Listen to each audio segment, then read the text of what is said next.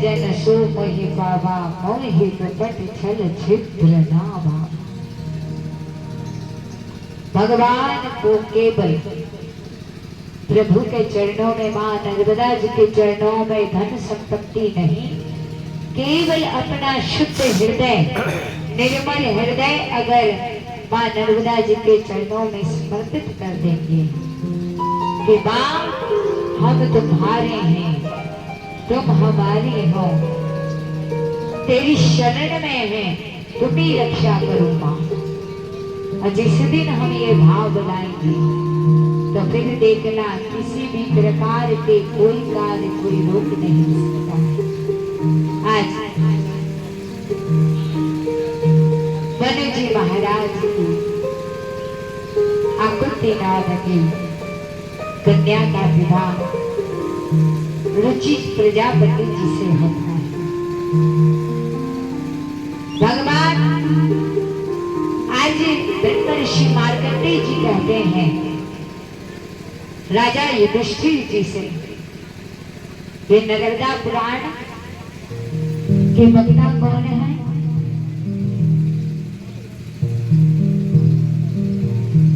ऋषि मार्कंडेय जी।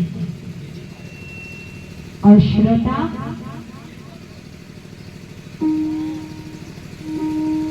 राजा युधिष्ठिर की कथा को श्रवण करते हैं। आज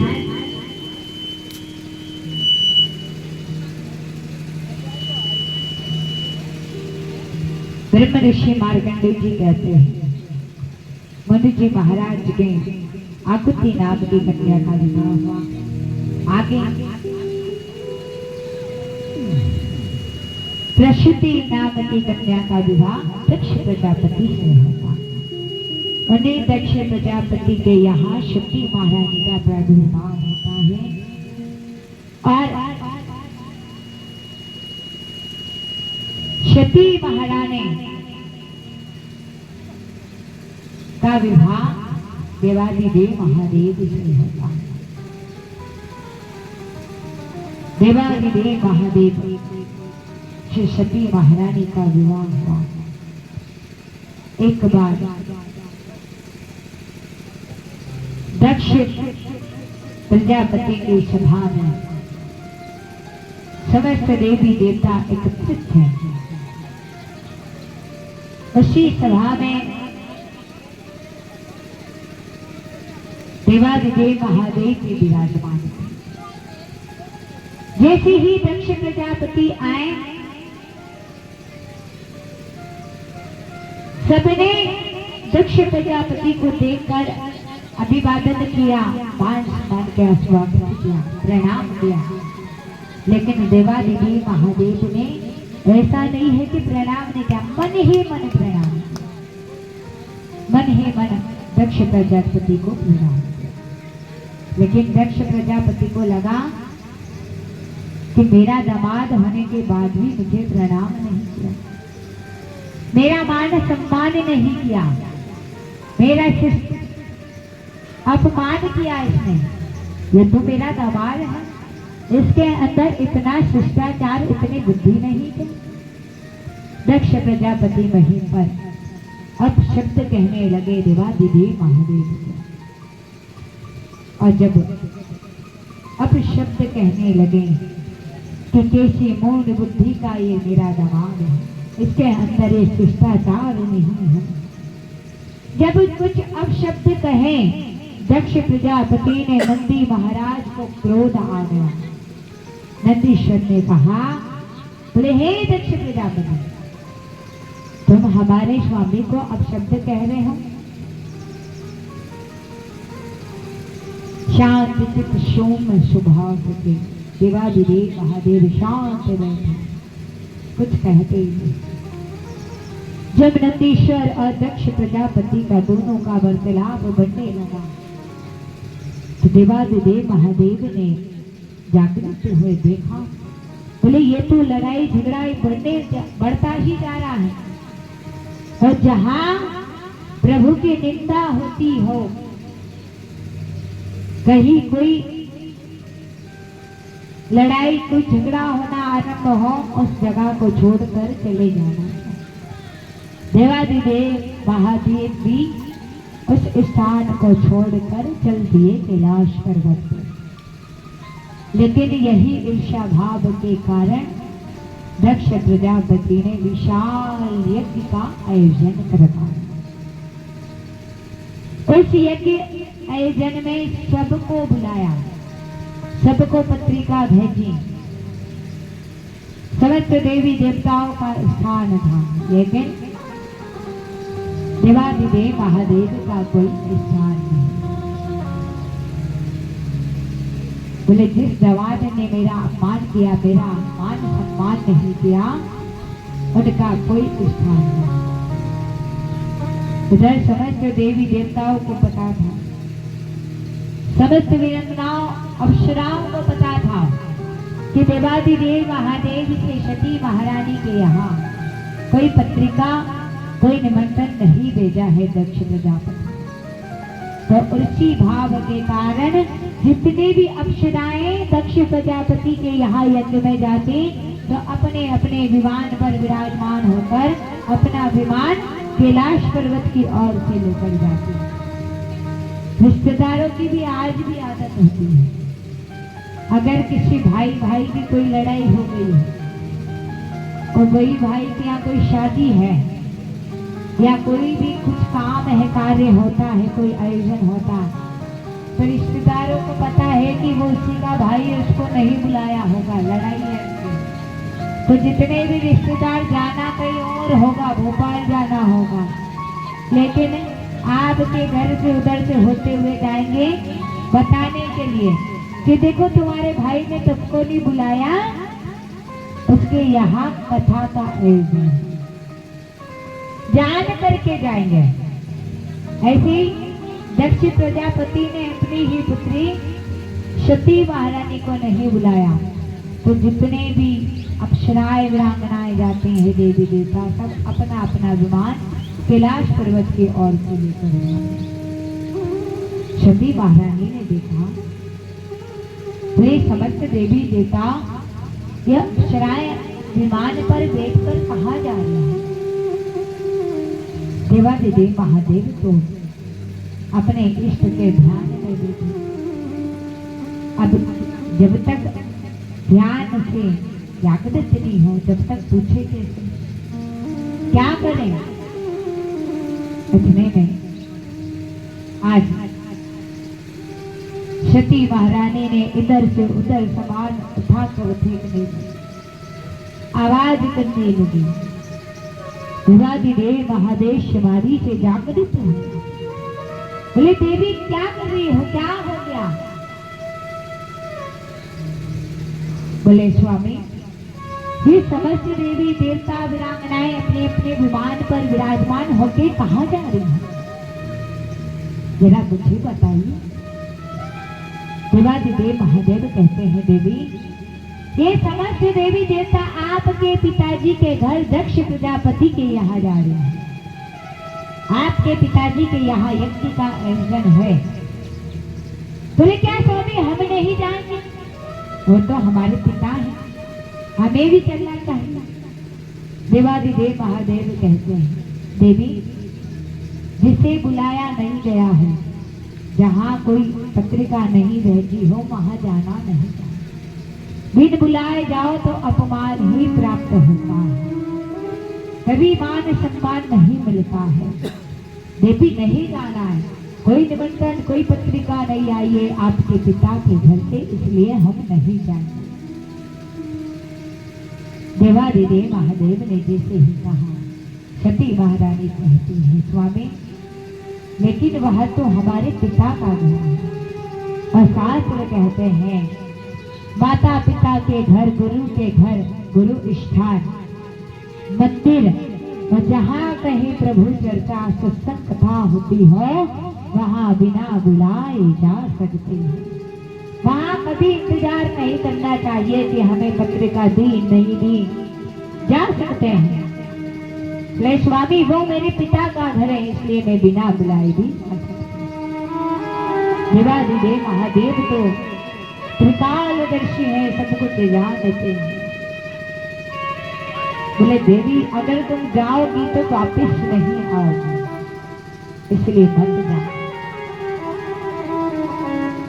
आज सती महारानी बार बार कहने पर भी नहीं माने, क्योंकि शास्त्र कहते हैं स्त्री हट, बाल हट, योगी हट, ये जितने भी हट हैं, अगर कोई बालक, छोटा सा बच्चा अगर किसी प्रकार की कोई जिद कर लेता है तो उसे समझाना बड़ा ही मुश्किल होता है। अगर कोई स्त्री किसी प्रकार का हट कर लेती है तो उसे बताना, समझाना बड़ा ही मुश्किल है।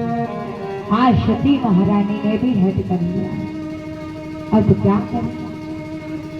बार बार समझाने को भी नहीं, चल देती हैं नंदीश्वर के साथ दक्ष प्रजापति के द्वार। लेकिन क्या हुआ? सादर मिलई भलई एक माता, भगनी मिली बहुत मुस्काता।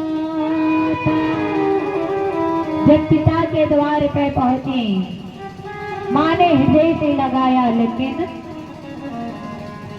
जितनी भी सख्याती थी सब हंसने लगी, हंसी उड़ाने लगी। देखो बिना बुलाए आ गई, कहाँ है तुम्हारे पति देव? क्या वही शमशान में बैठे हैं, बहुत रमाए बैठे हैं? और जब शब्द करने लगी, अपमान करने लगी, तुलसी बाबा लग गए हैं। सादर माँ हृदय से लगाती है, तुलसी बाबा लिख रहे हैं सादर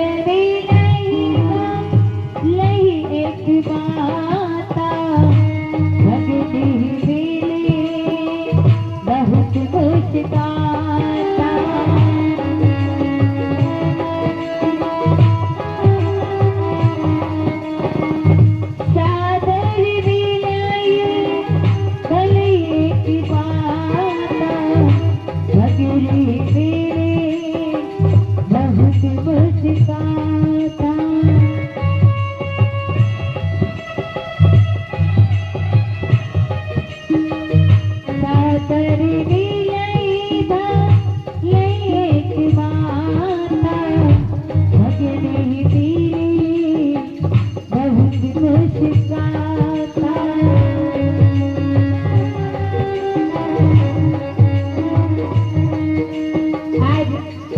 महारानी जैसे ही द्वार को पहुंची, सादर मिले भले एक माता, भगने मिली बहुत मुस्काता।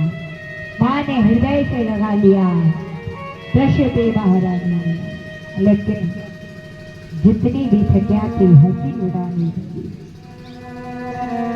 सती महारानी ने प्रसिद्धि से कहा अपनी माँ से कि माँ मैं बिना बुलाए आए थे, अपने यज्ञशाला के है,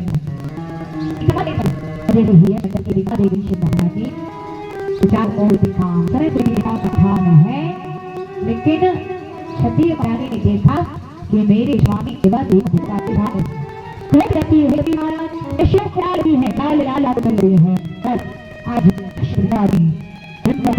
जाते हुए क्या होगा? जबकि महारानी ने देखा देवी महाराज अपने को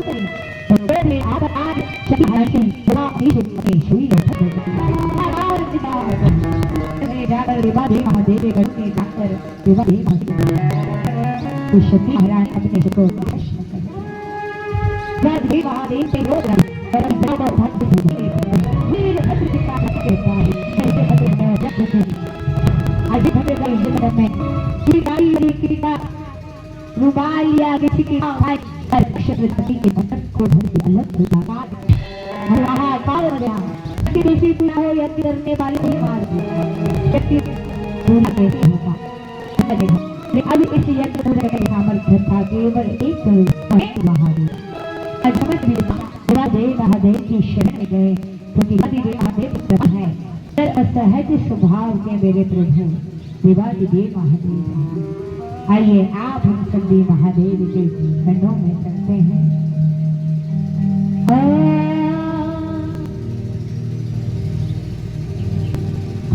ओम नमः शिवाय, ओम नमः शिवाय, हरे हरि भोले नमः शिवाय।